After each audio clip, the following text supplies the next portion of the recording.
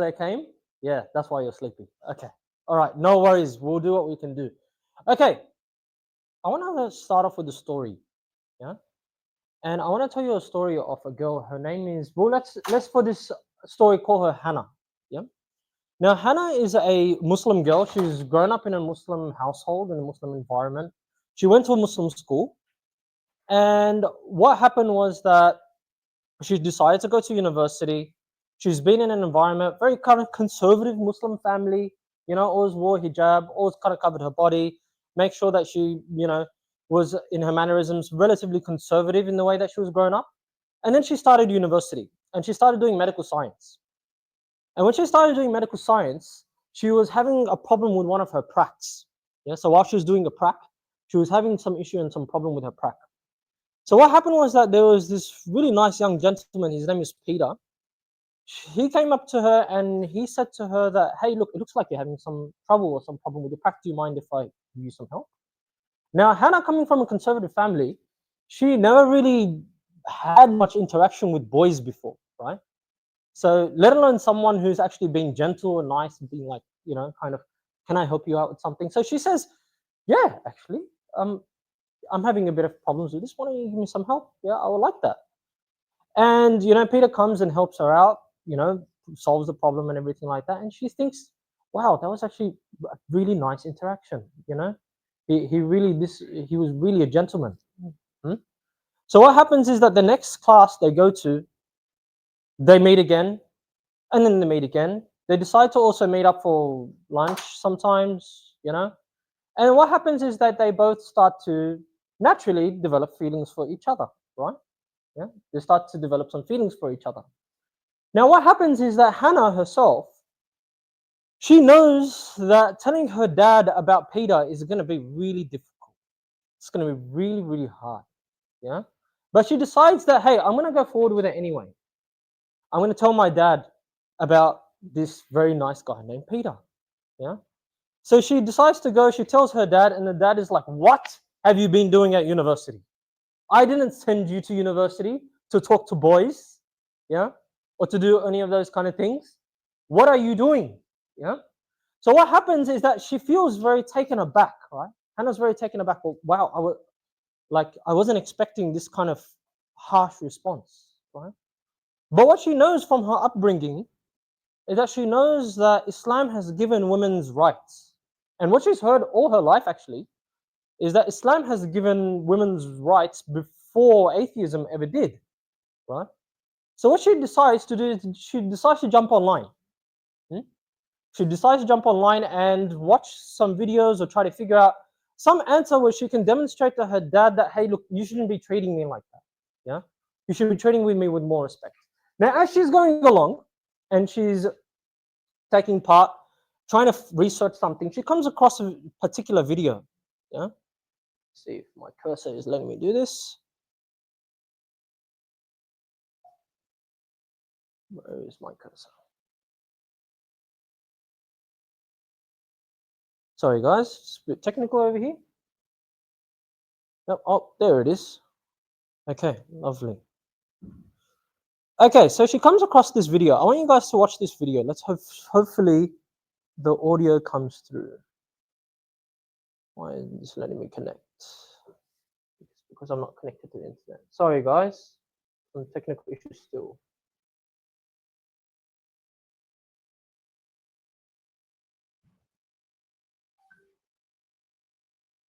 Sorry, guys. I know this is not a very good flow. And we've had some issues with the internet today.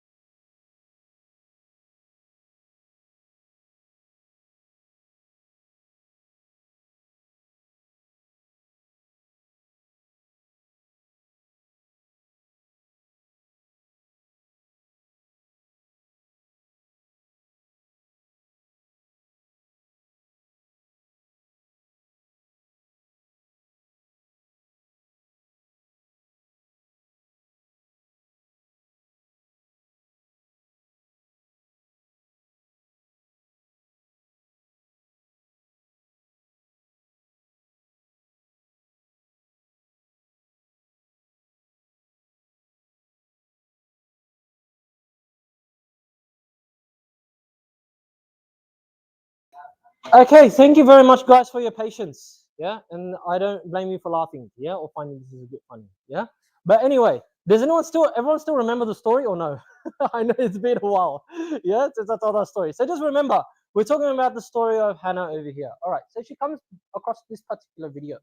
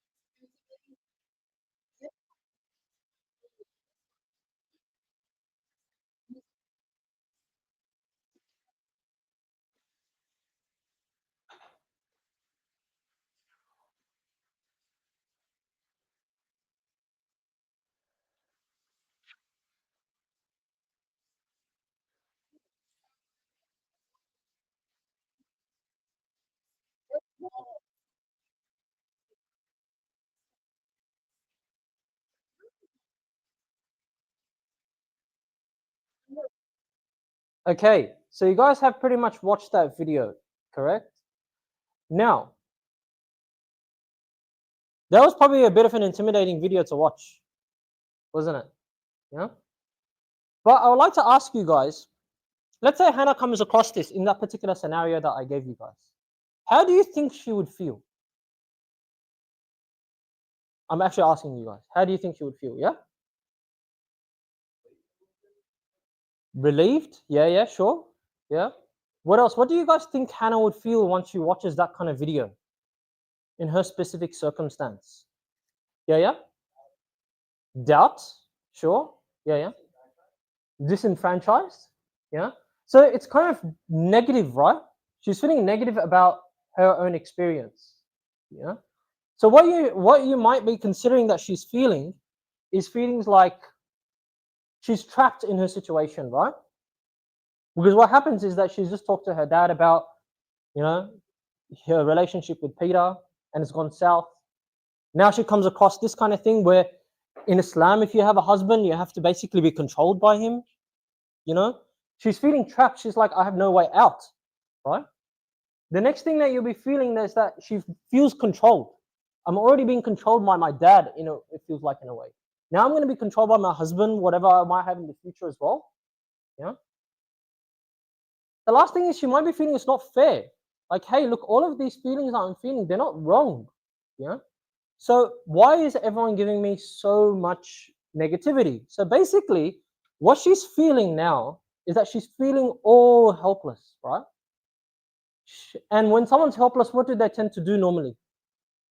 Like, let's say you're in a deep, deep trouble. Yeah. What would you normally do? I like to look at this side of the room as well. Yeah. What do you think she's going to do next? Talk to someone? Who do you think she's going to talk to? Peter, right? She's going to talk to Peter. Of course, why not? So what she does is that she goes on and she talks to Peter, right? And what happens is that when she's talking to Peter, what are the kinds of things, and she tells him about the video, by the way. She says that I came across this particular video. It talks about women's rights in this kind of way. It even has references and everything like that. So it seems like it's actually true. They're not making anything up. Yeah. What do you think Peter is going to say to her? Yeah. What do you guys think? You guys are university students. You're like, I want to hear from you guys actually. What do you think in that circumstance? What is Peter going to say? Yeah. Should I comfort her? I definitely think so. Yeah, and rightfully so from his perspective, right? Yeah, he'll try to comfort her. So he'll probably say things like this. Yeah, correct? Yeah, I will never restrict you that way. You know, I will always respect your hopes and dreams. Like, I wouldn't treat you like that, where you just came across in the video. And then what he would actually say is that, you know, maybe that lady online, she has a point. Maybe she actually has a real point. Hmm? And then what happens is that she goes online a bit further, and then she starts to look at more and more videos and things like that. And then she comes across this kind of video. It's actually worked in there embedded this time. Have found inner peace. And I think it is very important to do that because you have one life to live. Live it on your own terms. What makes you happy? I found peace after leaving Islam. I feel like ever since I left, I've become more confident as a person and more open to new ideas and such. So I finally understood what it feels like to be free. I feel a lot more fulfilled as a person. My principles of right versus wrong, good versus bad, comes from me now. Right? And the video follows on with the same kind of theme over there. So I want to ask you guys, today we're talking about the implications of atheism. Right? For Hannah, in her circumstance, what are the implications of her becoming an atheist? Yeah? Loss of objective morality for Hannah. Do you think that is what Hannah will be thinking? What do you think Hannah would be thinking? Liberated? Yeah, probably. What else? Absolutely. What else? Freedom? Absolutely. What else? Autonomy. All of you put those things together, what does she feel the most? Hope. Right? Doesn't she feel hope? Before she was feeling trapped. And now she has a sense of, okay, I have a hope now that once I become an atheist, I hope that I'll be able to live with the love of my life, Peter. Yeah, that I have hope that my husband's not going to treat me the way this Islamic, religion tells husbands to treat their wives. Like, isn't there a sense of hope, a sense of freedom, a sense of relief that finally now my situation will become better, right? So implications for atheism for her are things like this. First of all, she will be feeling like, okay, I have some hope now. I have a way out of my situation, right? And then she'll always probably be feeling like, oh, this is a hope for happiness. People hope for happiness, right? So I'll have a sense of happiness in my life.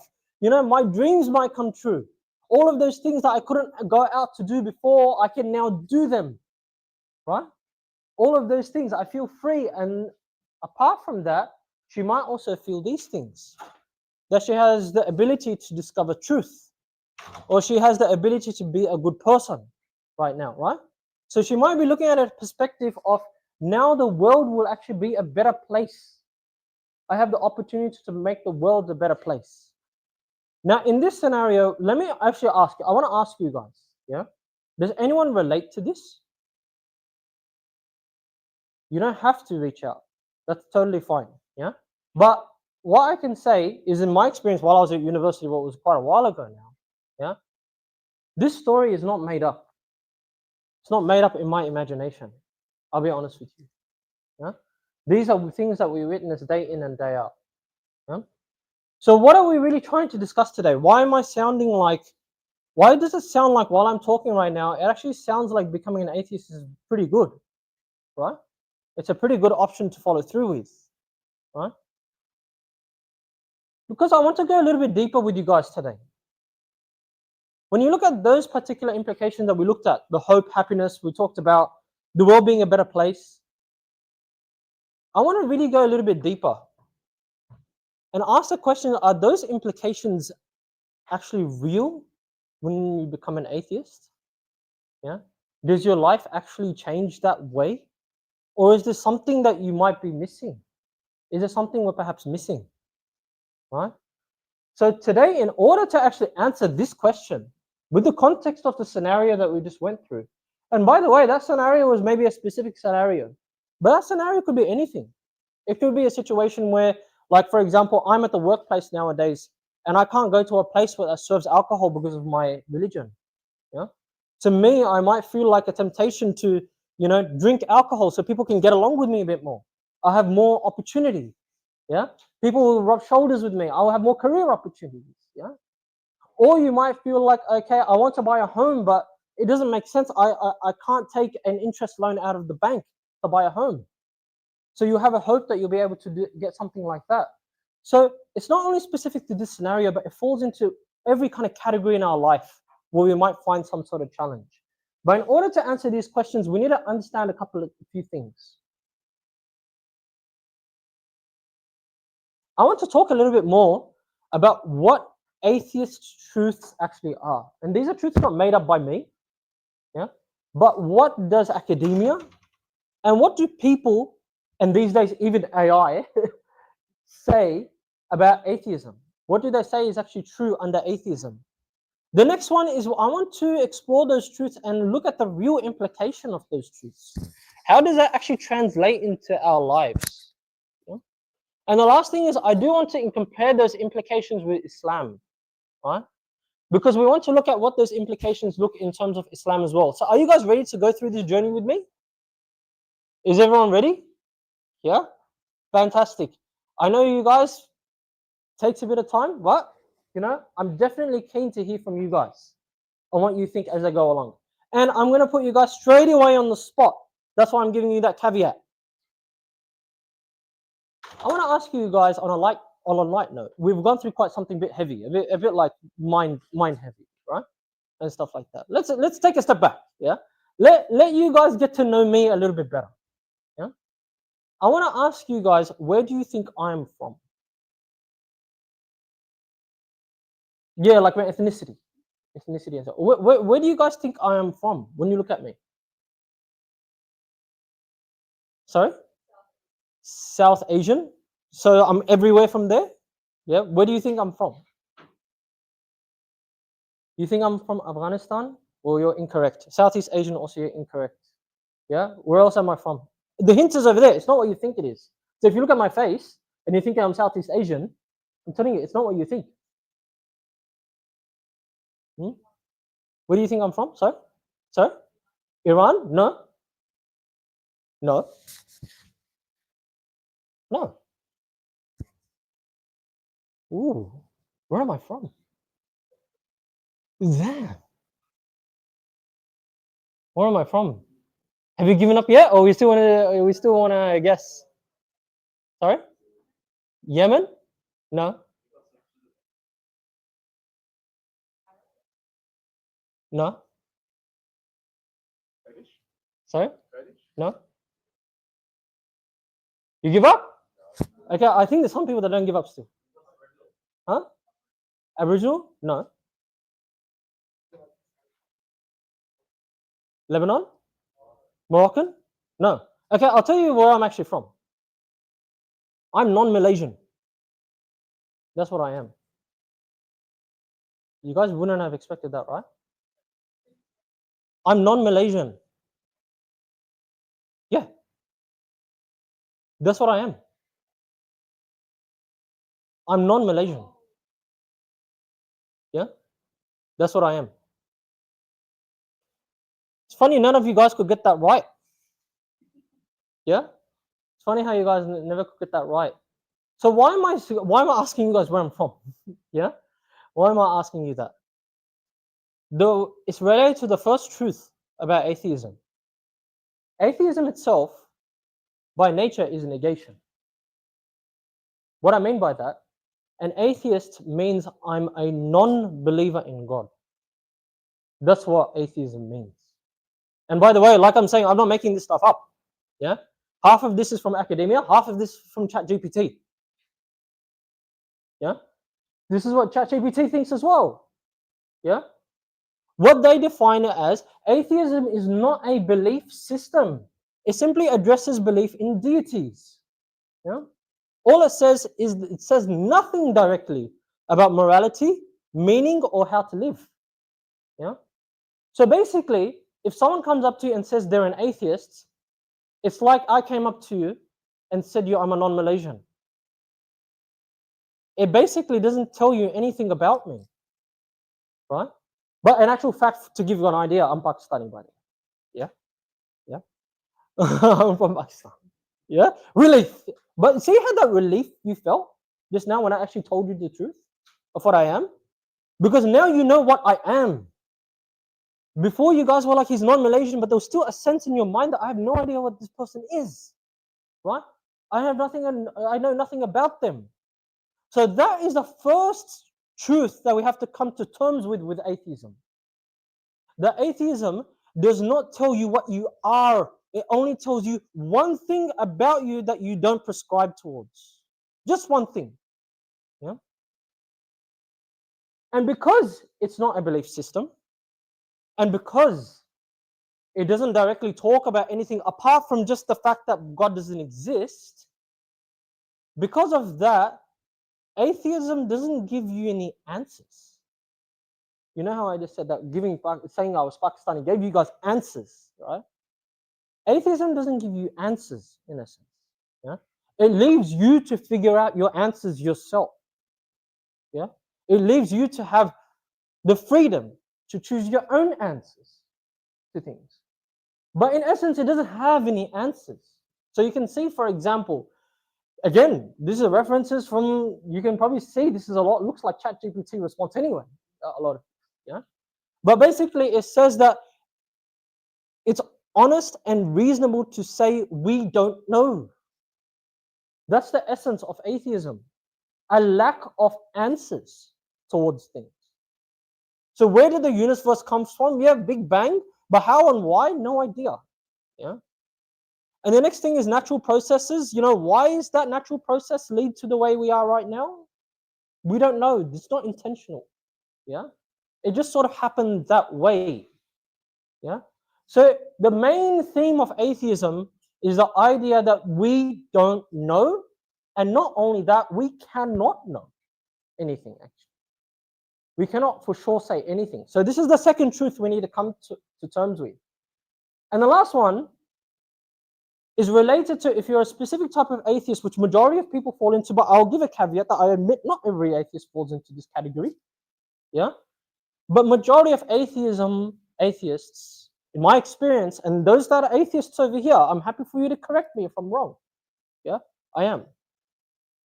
Is that if you don't believe in a God, in essence, you also don't believe in supernatural. You also don't believe in like a Satan, right? Or angels, or any of those supernatural things, right? You're a person who believes in science, natural physical things, right? So that means that the physical world is all that there is. But if the physical world is all that it is, it doesn't have inbuilt purpose. It doesn't have inbuilt value. Yeah? Because it doesn't not run on natural laws, no values, no meaning. So under naturalism, the universe has no purpose, intention, because it wasn't intentionally created by anyone that has an intention or a will, right? So it's impersonal. It just sort of comes from natural processes, right? For those people that don't prescribe to naturalism and they are still an atheist, which means that they are open to supernatural explanations for things, that means that now they're kind of only making an exception for God for some reason. And that's sort of like a different conversation to have as a whole. But is everyone following so far? Yeah. And like I said, these atheist truths are not made up by me. I'm not trying to misrepresent atheism at all. That's why if anyone does have any corrections from what I'm saying, I'm happy to hear from you. I really am. And kindly, not to bash you or to hammer anyone. Really, really. I want to have open and honest conversations. Right? So now we've decided on these three truths, right? That it's only a negation. It does not really explain anything. Yeah.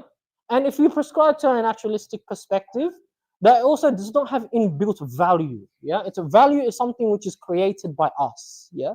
Which sort of we give something value. So what does that say about the very first implication that Hannah was thinking about? Hope. Hope. So first of all, if we were to actually talk about hope, and we talk about justice, yeah, Hannah in her situation, she'll be feeling hopeful, right? The hope is that now I won't be able to have like a suppressive, kind of religious system that's preventing me from things, yeah. And definitely she would be feeling that way. It's completely natural too. That's fine, yeah. But hope in itself is the feeling or the expectation or desire for something positive to happen to you after something negative happens, right? But let me just tell you that under atheism, there is a fact as well, if you're a naturalistic atheist, and that is that we do not have any hereafter. The atheists believe in a hereafter in which there is a God who is judging and everything like that. Yeah, I might be mistaken, that's why. Yeah, so if there are, I'm more than happy to have that conversation to consider that. But generally speaking, from my experience, under atheism, there is no hereafter, which means that whatever justice we might expect to happen, it has to happen in the world. It has to happen where we are. Now, I want you to put a scenario of back of Hannah and Peter.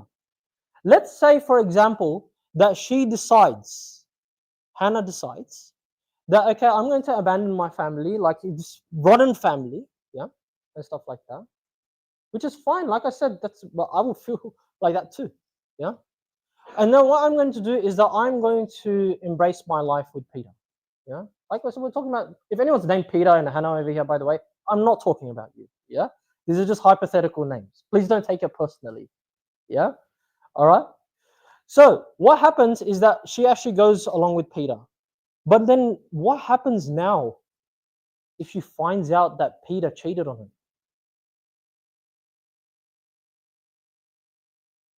She goes on a relationship with him, and Peter just says, "Oh, I sort of got bored, yeah."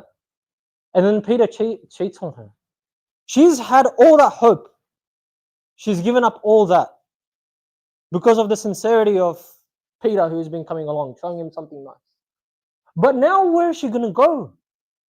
We always assume that hope ends at one point, but no, life goes on. Things keep going on in life. Yeah. Now, what's she going to do? Yeah. Now, what happens is that she's probably had some sort of negative experience with her family in order to get along with Peter. So, family's not going to take her back. Yeah. And now, Peter as well, he was just like, hey, man, I was just trying to. And this is true. It happens. Like, some people might just be exploitive. Yeah. People are like that.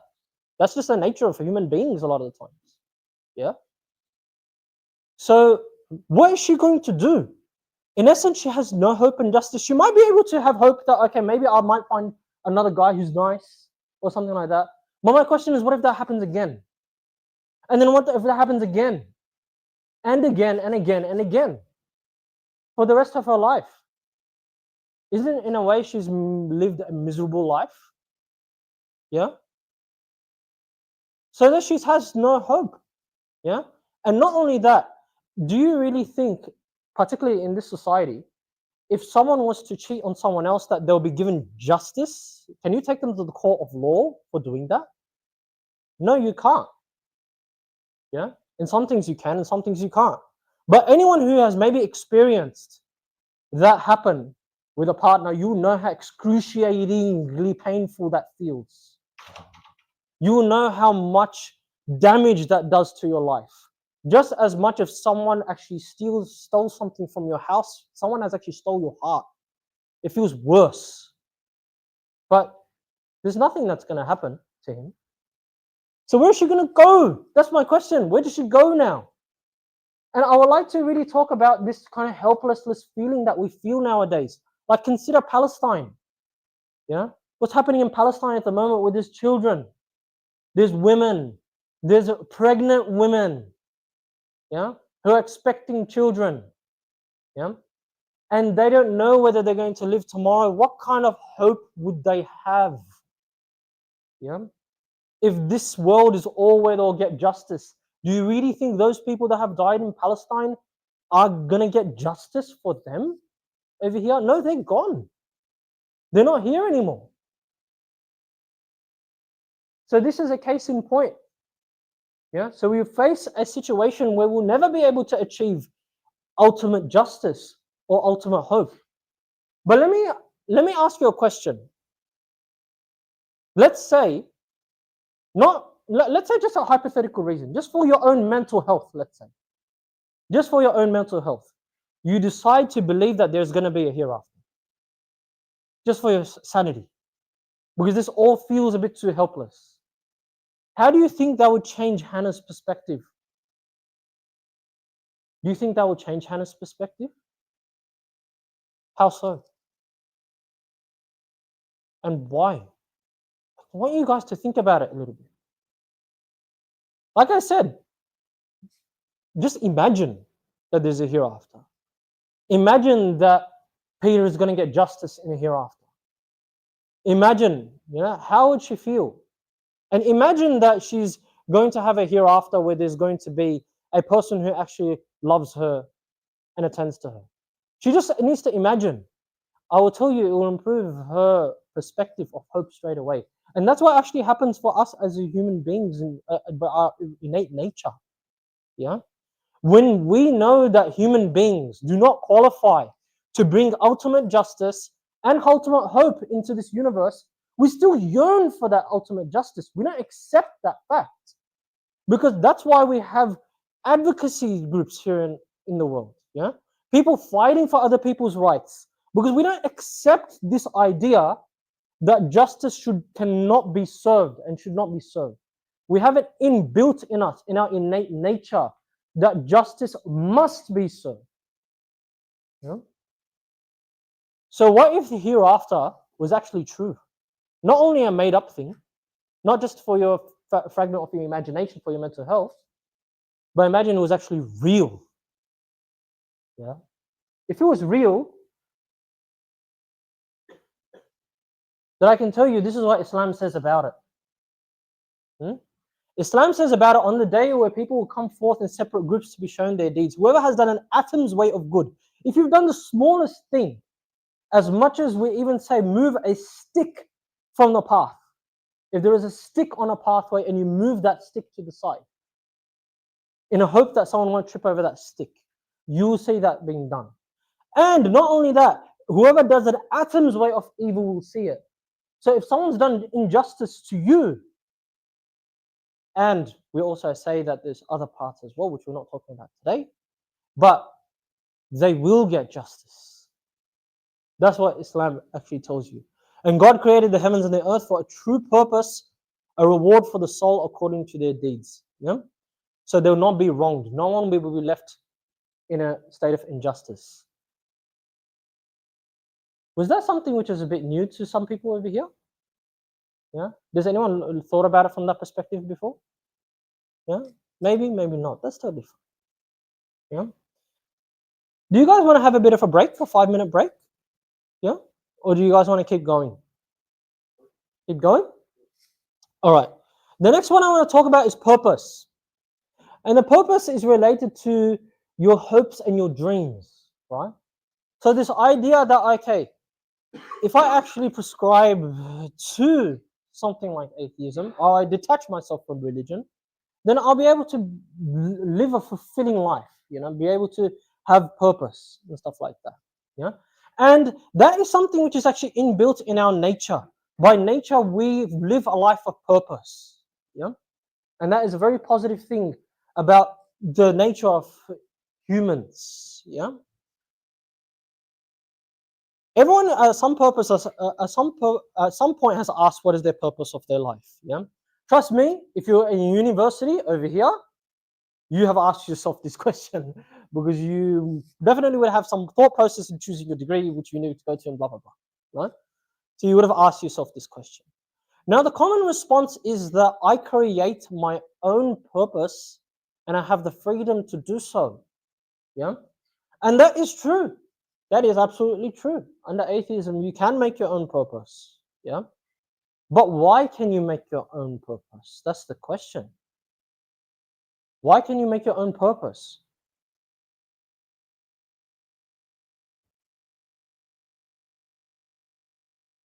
Let's consider this chair you guys are sitting on. Does anyone believe that the chair has a purpose? What is the purpose of a chair? You can't be silent on this one. Everyone's going to know the purpose of a chair. Sit on, yeah? Well, I can tell you you're wrong. You know what the purpose of a chair is? It's a weapon. You can grab it, whack someone with it. Am I wrong? You can, right? So what I'm telling you, actually, you know what a chair is? A chair is a weapon. We have a bunch of weapons over here. UNSW security is no good. So allowing weapons into your classrooms. Yeah? That's what your chair actually is. Right? Now, the next thing, like, let's say this nice knitwear, right? Do you guys consider this knitwear still nice? Maybe I'm old-fashioned. Yeah? But anyway, this nice piece of knitwear. Yeah? What do you think the purpose of this knitwear is? To wear? Everyone's saying to wear? Well, I can tell you that's not the purpose of that knitwear. The purpose of that sweater is to sit on it. Is it true you can sit on it? Right? True. Yeah? And in fact, all of you guys are sitting on weapons right now. You should guys be sitting on sweaters. Yeah? Right? That is what a sweater is. Now, all of you guys, do you agree with me? Huh? Why? Is that a very logical purpose? You just admitted yourself that you use it for that. So why can't we come to a consensus that that's what we actually use it for? You see, this is the point that I'm trying to make. Is that what happens is that if you can come up with a purpose for something, yeah, you can come up with any purpose for something, even a purpose for what it's not made for. Like, would you like, for example, security to ban all chairs over here and tell you to sit on sweaters? No, you probably wouldn't. Yeah, I guess so. Yeah. But the thing is, I've completely told you something logical. I've told you a proper use of a chair and a sweater. Yeah. So technically, I'm not wrong. Can you guys prove me wrong? You guys can't prove me wrong. You can try to say, okay, it's better to sit on a chair because of its shape, and you know, the sweater has sleeves and a hole to put your head in and stuff like that. So it shows that you can wear it and everything. But hey, that's just one way to use it. That's not the way to use it. Yeah.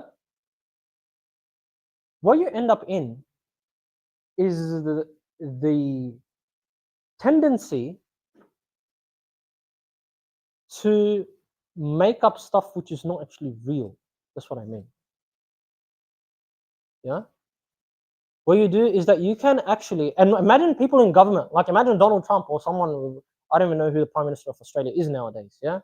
Yeah. Anthony Albanese. Yeah. There you go. Yeah. If he actually puts forward this regulation because he thinks the purpose of chairs are that, and he thinks the purpose of a sweater is that, and he wants to enforce it, that is what you guys are going to have to follow through with. That's what's going to happen. It's arbitrary.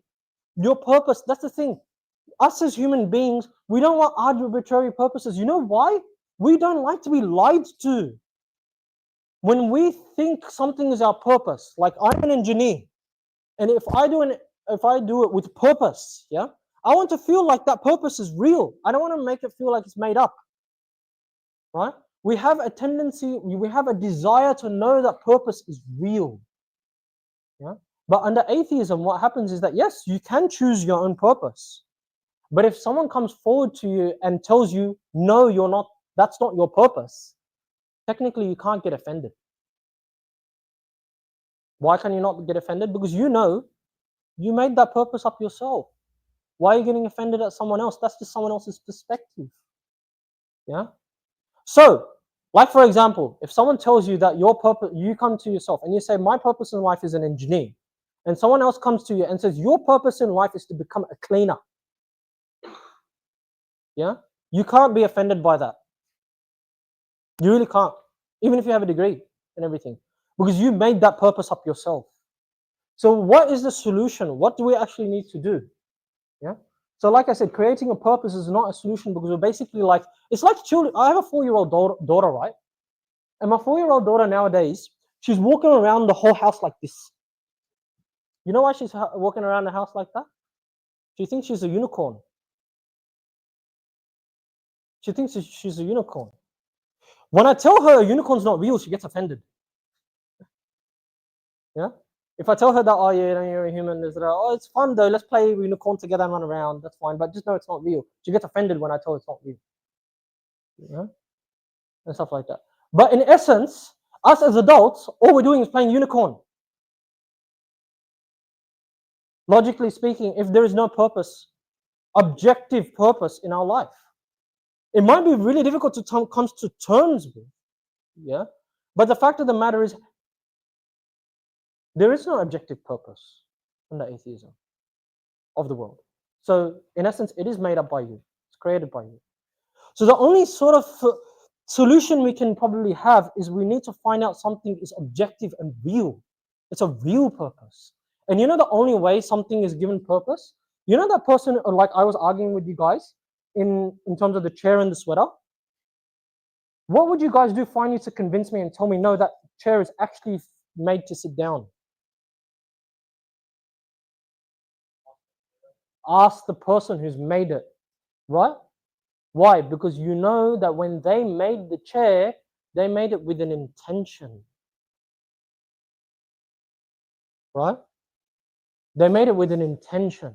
They intended for it to be used for something, which means the only way our objective universe can have an objective purpose is actually if someone made it intentionally. Yeah. Otherwise, not having that aspect, if it's not made intentionally, then all your kind of purposes are arbitrary. Now, some people might say that we do have an objective purpose, right? We can look at science for our objective purpose. Now, objective purpose through science is actually passing on our DNA. But I will tell you this, is that if your purpose in life is to just pass on your DNA, I can tell you you're just a DNA passing machine. So me, for example, if I've had children, my purpose is done. So I have a daughter, for example. If I passed on my genes, yeah, my purpose according to science is done. I'm finished. So technically, under this, if that's my objective purpose, I'm done in life. I have nothing left to do. Yeah, but we have a desire to keep living and moving on and doing things, right? So the Islamic solution is that basically humans are not random particles that are unintentionally created. Yeah, but the Quran actually tells us, and this is for people who might not know, that it says, did you think we created you in vain? In other words, without purpose? And that you will not be returned to us. So what happens is that because our creation, we have inbuilt purpose, God has actually created us like that. Yeah. Our purpose, because He has created us, is obviously directly linked with Him. In the same way, the inventor of a chair, the purpose of that chair is linked to the person who's intentionally made that chair. Yeah. In the same way, if we've been made, our purpose is directly linked to the one who brought us into creation. Yeah. Like I said, right now, I'm not proving Islam. Yeah. I'm not trying to talk about Islam that much. We're talking about atheism here. Yeah. Yeah. We need to know what the aspect of atheism is. Okay, morality. But before we go into morality, I do want to give you guys a 5-minute break. So stretch your legs, stand up. We'll come back in 5 minutes, have a little bit of water. Yeah. And I am here to hang out as well if anyone wants to speak to me for the next 5 minutes. But come back in 5 minutes so we can finish up.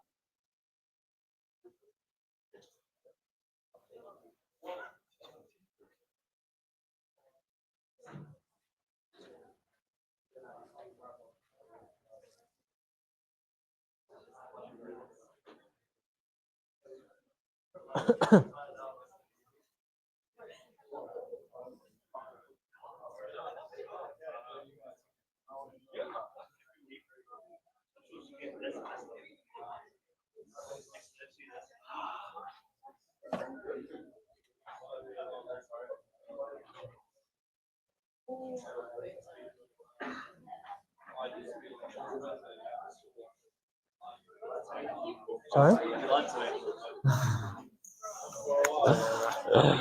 No, it's all good. I just wanted to leave you in suspense for this.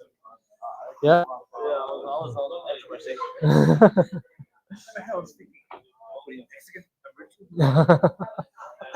Yeah.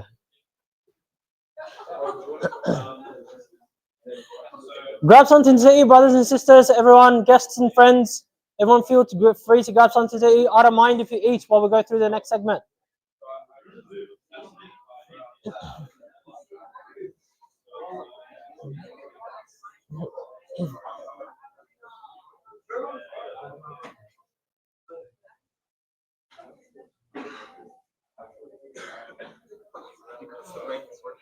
Sorry?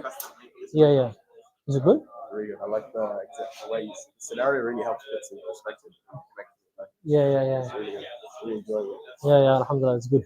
But I've been using this argument a lot with atheists. Like, this is all I talk about. Because most people on campus, even if they're Christian, they're really like in this issue, which is that they don't have the basis. When you explain this, they start to get. Yeah. Some of them are just like, you know what, I admit that I'm living in delusion, but this is making me happy. So I'm like, what do you do that for? Yeah, we are going to be talking about that as well. Okay. About happy.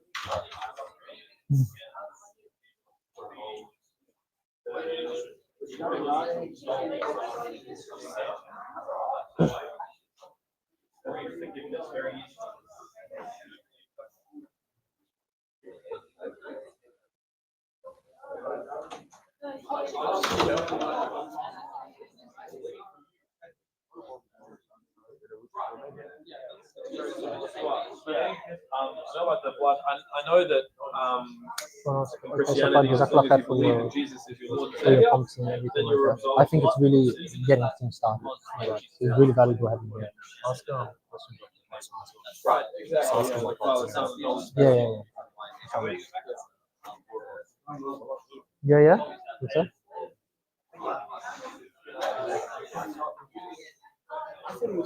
You know,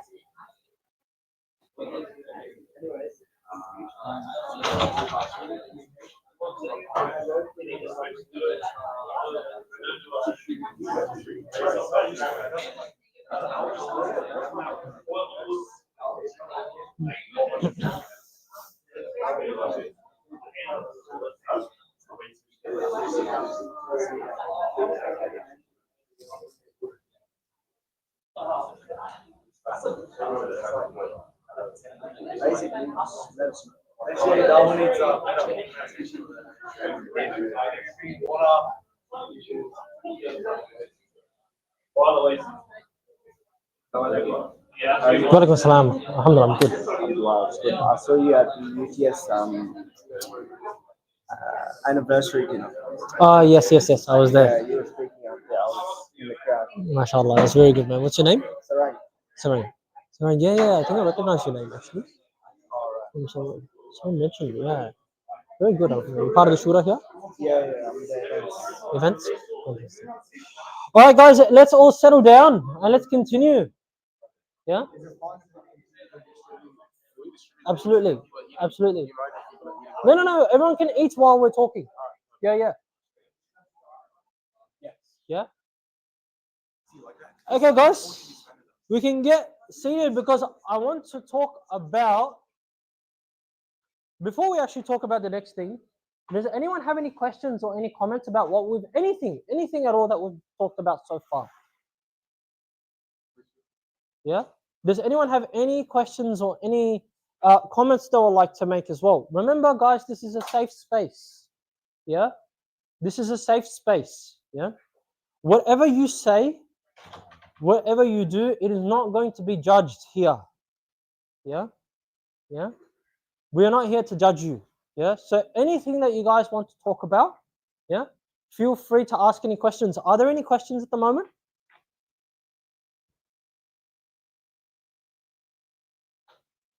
Okay, no worries. I'm more than happy for you guys to ask your questions whenever they might pop up. I know sometimes when someone's speaking at the front, you have a question, but then you blank out, and then you have a question and you blank out. So whenever that question might come to you, feel free to actually ask. Yeah, because there's a reason why I wanted you guys to stretch a little bit. Yeah. I hope that I can now talk about this video while people are eating. Yeah. But what I'm going to talk about is this. Is anyone ready to watch this video? Okay, I hope. Look, if you're watching this video, yeah, and basically you have some manouche or some small pizza that you're eating, yeah, and if this intimidates you for whatever reason, yeah, you might just want to hold the bite back, yeah. Okay, well, let's watch this. Don't worry, it's not pornography, yeah.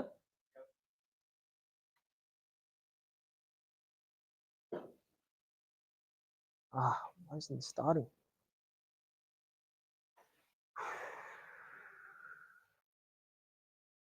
Okay, looks like they don't want us to watch this video as well. Let's actually try to watch it. See if this works. There we go.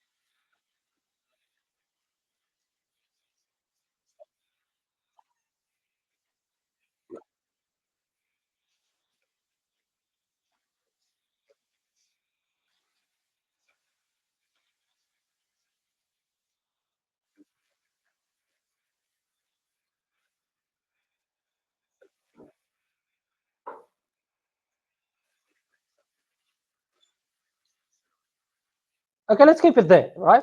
We've seen enough of that, right? So we've seen enough of that. I want to ask you guys, which side are you guys on? Do you think that it is morally okay? Yeah? I would assume silence is yes, by the way. Yeah? Everyone's nodding, yeah? Everyone's nodding. No, everyone's shaking their heads. Everyone's shaking their heads, okay? So which side are you on, right? But the thing is, that video was actually from a campus. Yeah? That video was actually from a campus. From the majority of actual responses that you saw there, did you see anyone really object to it and say it's morally wrong?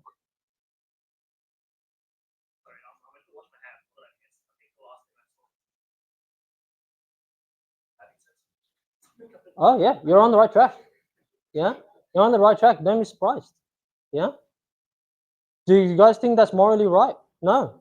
But on campus, people are saying that's morally right. So what's going on over here? Yeah.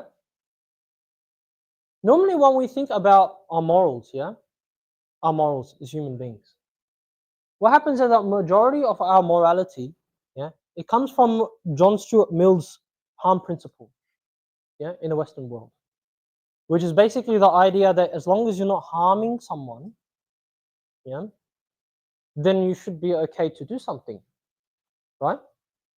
Now, technically, this situation that we said, yeah, it falls into the harm principle. You're not really harming them, the chicken's already dead, yeah? So you're already sort of like, it's not really harming anyone as such, it says, the John Stuart Mill's principle, yeah?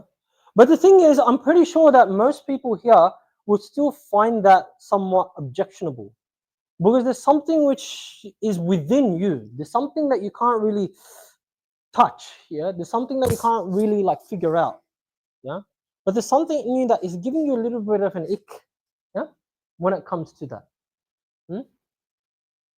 But the point is, yeah, that if we have morality based upon what, if we base that upon our own judgments as human beings, if we ourselves are the judges of what is moral and immoral, yeah, do you think any of us would come to a consensus of what's right and wrong?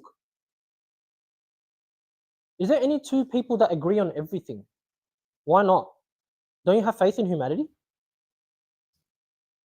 Yeah? Why not? Genuinely. People are different, right? Different experiences, fantastic. What else? Limited perspective, so limited insight or information about a topic. Yeah? What else? Okay, I think maybe you guys are on the right track.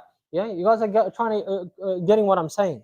What it means is that if we don't have a place for objective morality, basically us human beings are the ones that are going to determine what's moral and immoral. The fact of the matter is that we won't ever be able to objectively come to something which is moral. It's going to be based on people's experiences, people's emotions, people's logics, the way they think also varies and changes from person to person. Yeah. So you're never really going to come to any objective morality. Yeah. You're not going to come towards anything that you can for sure say that is right or wrong.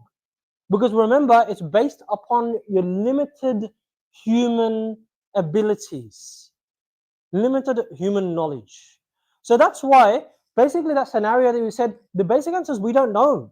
We don't know whether that's right or wrong. Yeah. Based on, if we follow an atheist perspective, where human beings are the ones who produce their morality. Yeah. They're the ones that bring forth morality. Yeah. Now, someone might say, okay, it's whatever and stuff like that. But you just mentioned that we have this innate nature in us, right? We still have this innate thing which is within us that, because when I watched that video, I felt like a little bit of an ick. Every single human being has that ick, yeah? So because of that, the main moral things that we consider that are wrong, yeah, we would agree, yeah? The main bigger things like murder and, injustice and stuff, we all agree on that. Like, no one's going to disagree on the major stuff. We might just have tiny things that we disagree on, and we can get past those tiny things. Yeah, there's just a difference of opinion kind of thing. And why am I okay with that? Because the simple fact of the matter is, okay, fine, you talked about all of this, purpose, morality, and everything like that. But the point is, it makes me happier. The thing is, now I'm going to be more happy. But I want you to really think about this, the implication of no objective morality. Is having no objective morality, is that truly going to make you happier or unhappier? Yeah? Let's go to the very beginning. Yes? I have a question. Yes.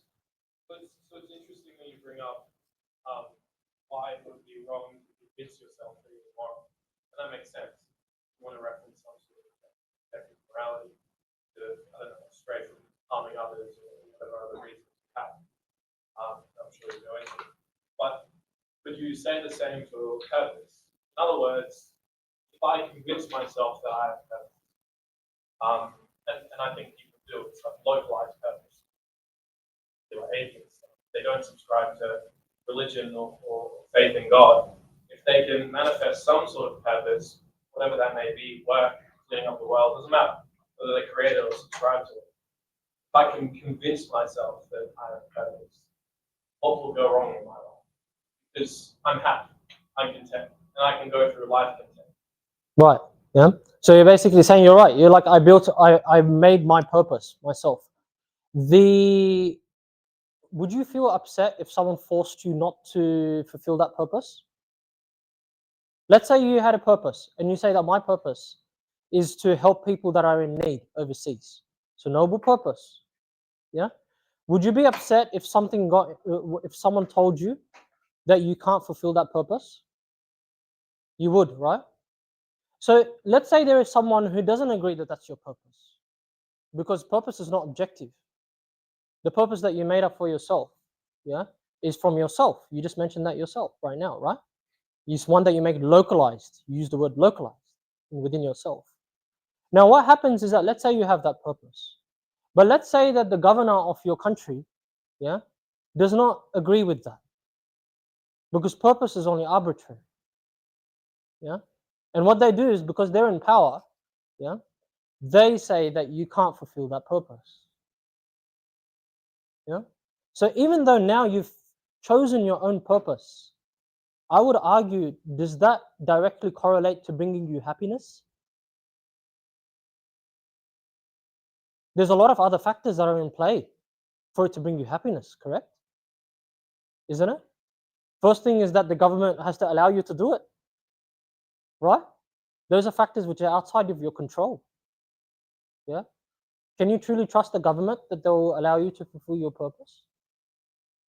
For example, if someone, racism was rampant in America just a few years ago. Yeah. People of colored background, they had a lot of dreams and hopes. Yeah. But they lived in a society where they couldn't fulfill those dreams and hopes. So they may have come up with their own purpose. They might even go and fight in advocacy and stuff like that. But like I said, if they only have this life to live, are they going to be able to fulfill that purpose before they pass away, perhaps? There's a lot of factors that come into play. And do you really want someone who's arbitrary, another human being like you, to be restricting you and what your purpose is and what it's not? No.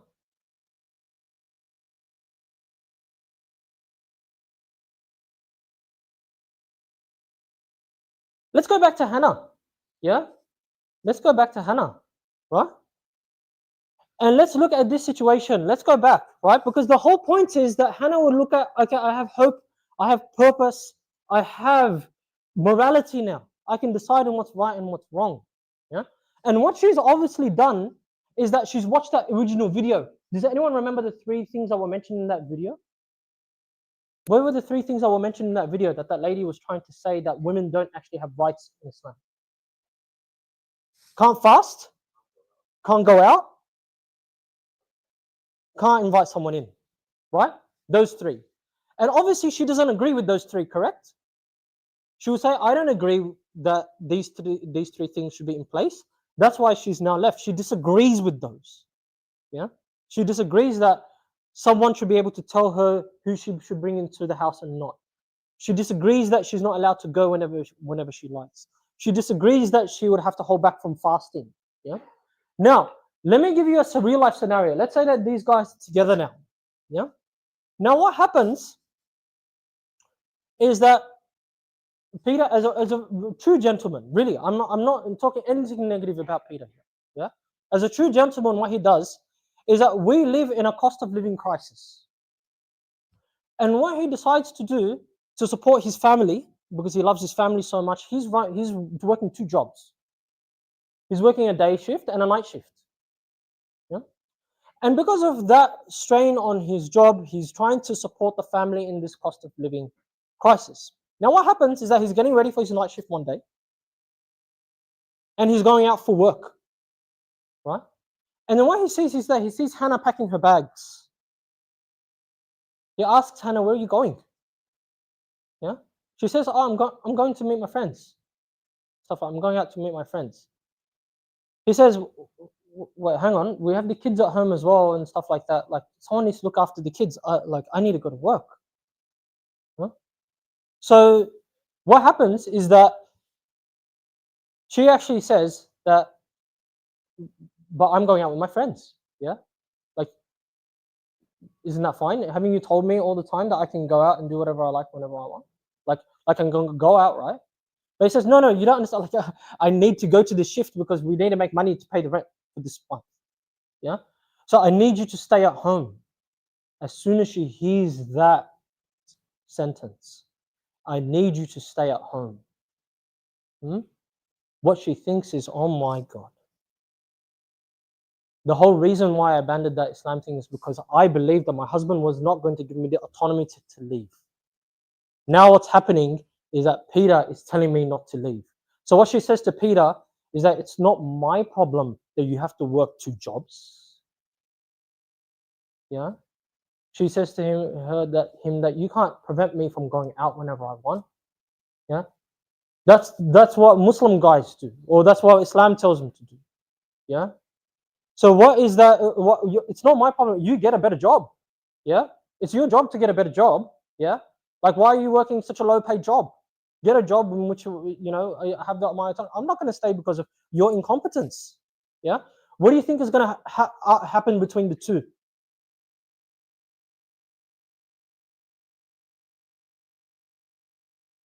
Arguments, right? Now what happens is that we have a situation where there is no Muslim in the situation. No Muslim whatsoever. But let me ask you the question, in that scenario that I gave you, who did you feel more for? Peter. Correct? Didn't you feel more for Peter? Didn't you feel like Peter should have had the right to go to work? Right? Yeah. So what happens is that them two, they start arguing and stuff like that. Now that's what your innate nature might be telling you, but I'm telling you, because of no objective morality, you can't actually say Peter is being oppressed. The thing is, what I'm trying to say is that even though Hannah has chosen to abandon religion to get away from the issues of religion are still plaguing her. The very thing that she was still going for, you're not going to escape from that. Yeah, life, you don't escape from life, problems in life.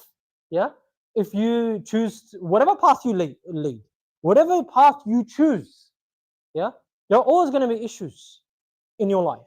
Yeah, in that sort of circumstances. But you know what? Because there's no objective morality over here, Peter, neither Hannah, both of them don't have anything to go to solve their problem. You don't know who's right amongst the two.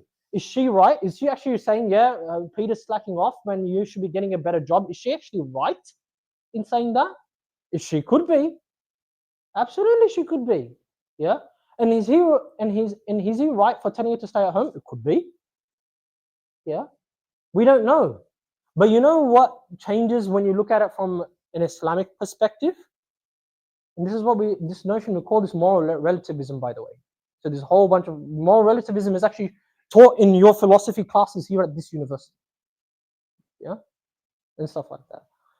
But you know what, Islam doesn't say that you won't have problems. It doesn't say that you won't have problems. Yeah.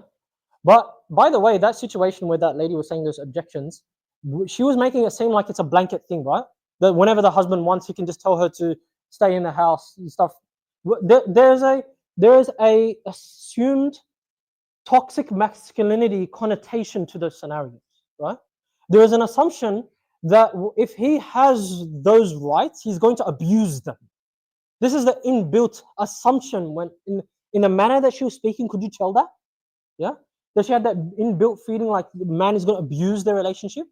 But in order for us to be consistent, we also have to assume that if the woman gets the right, she's also going to abuse it, right? In order to be consistent. Yeah.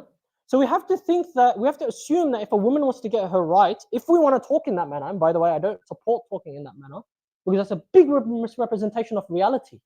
Yeah. So what happens is that if we assume that there is a toxic element, yeah, in the first scenario, if someone gets their rights, we have to assume there's a toxic element in the other one as well. And that's why I gave you a scenario where there is toxicity from the other side. Yeah. The Islamic solution doesn't tell you that you won't have problems. What it just tells you is that you have somewhere to go to for answers. Yeah?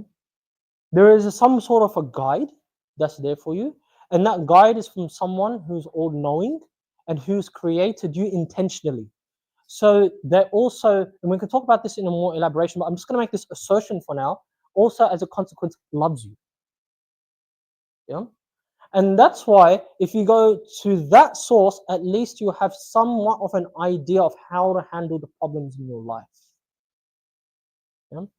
So the conclusion is basically that you wouldn't really have a situation where it's necessary that those implications of hope, happiness, and all of those things would happen if someone was to choose to become a complete non-religious person. Yeah.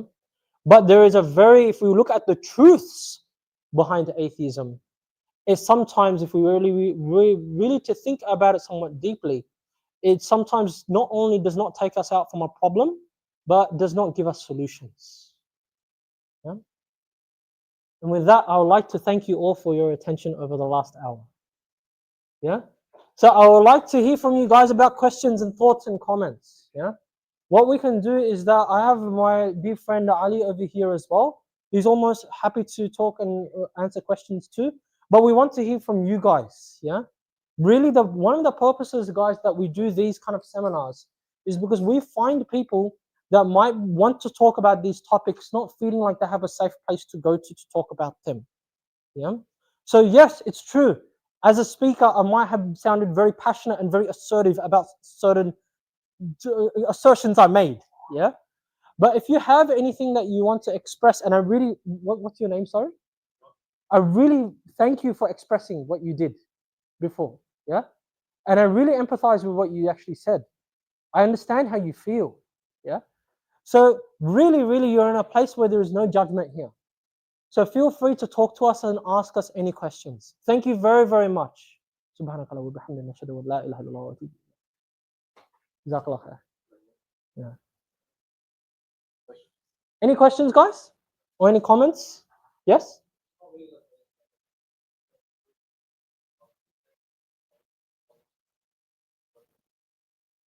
Okay, what does intuitively the word love mean to you?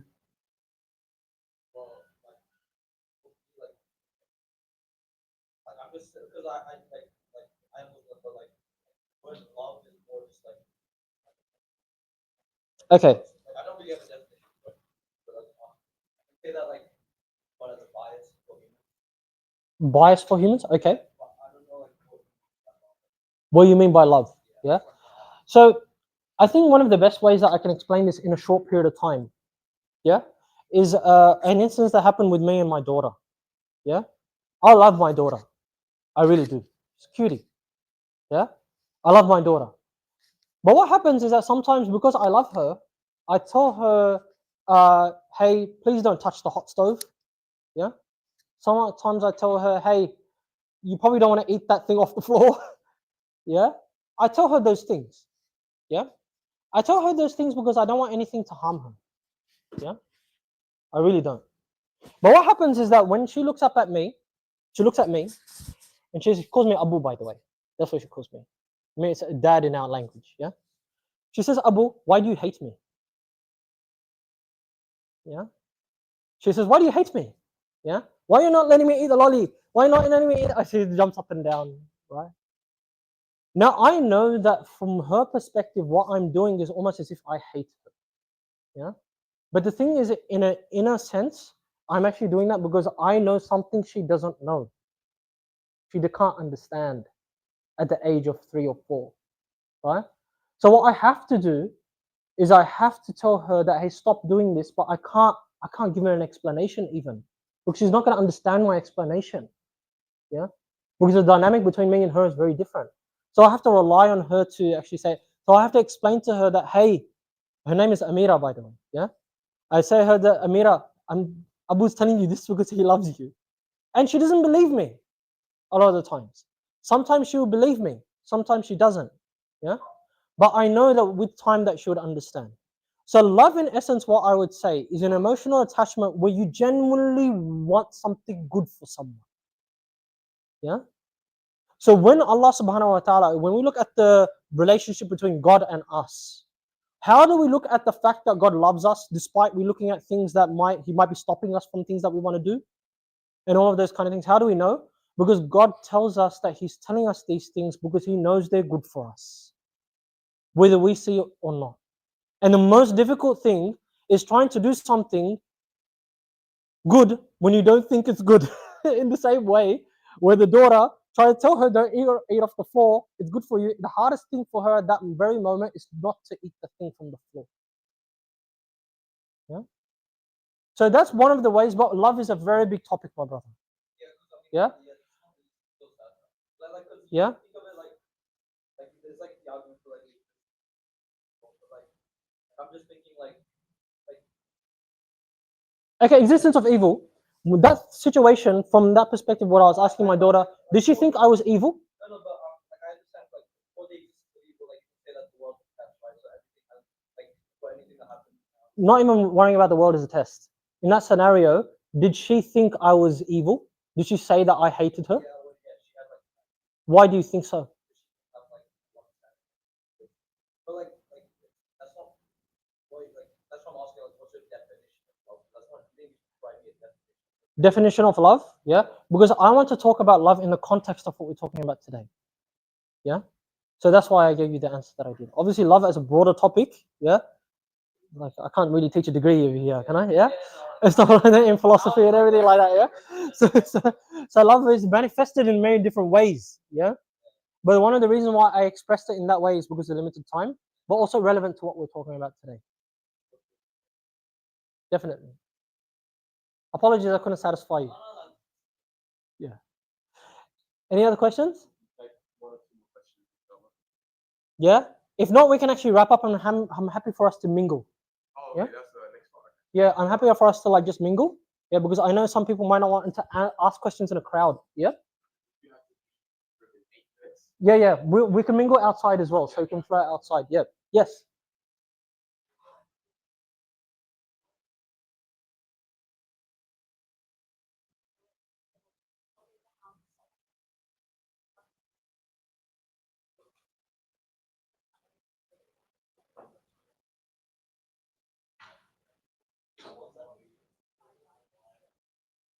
Okay. First of all.